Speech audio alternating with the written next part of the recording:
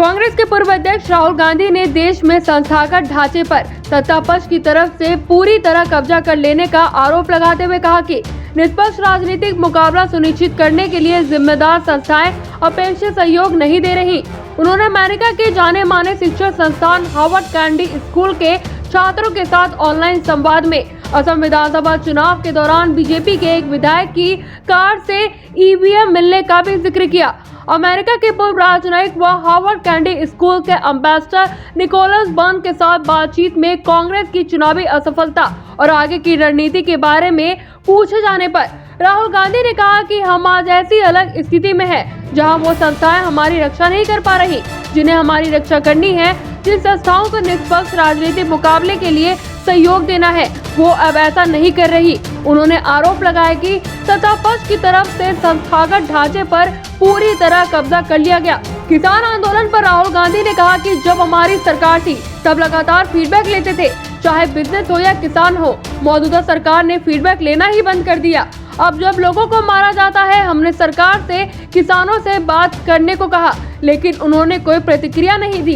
कृषि के सुधार करना आवश्यक है, लेकिन आप कृषि प्रणाली की नींव पर हमला नहीं कर सकते और आप निश्चित रूप से उनके साथ बातचीत किए बिना कोई ऐसा परिवर्तन नहीं कर सकते। इसके साथ ही उन्होंने दावा किया कि सत्तापक्ष से लोगों को मोह भंग हो रहा है और यह कांग्रेस के लिए एक अवसर भी है।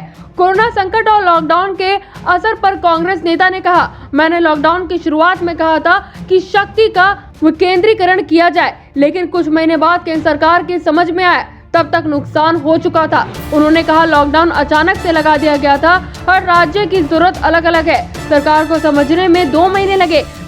यह पूछे जाने पर कि प्रधानमंत्री बनने का मौका मिलने पर उनकी आर्थिक नीति क्या होगी, तो कांग्रेस के पूर्व अध्यक्ष ने कहा कि वह नौकरियों के सृजन पर जोर देंगे। अर्थव्यवस्था की गति देने के उपाय से जुड़े सवालों पर कांग्रेस नेता ने कहा, अब सिर्फ एक ही विकल्प है कि लोगों के हाथों में पैसे दिए जाएं। इसके लिए हमारे पास न्याय का विचार है। मैन्युफैक्चरिंग सेक्टर के विकास में चीन की चुनौती संभव। उन्होंने चीन के बढ़ते वर्चस्व को चुनौती के बारे में पूछे जाने पर कहा कि भारत और अमेरिका जैसे देश लोकतांत्रिक मूल्यों के साथ ही समृद्धि और मैन्युफैक्चरिंग सेक्टर के विकास से बिल्डिंग की चुनौती से निपट सकते हैं। News desk, action India TV.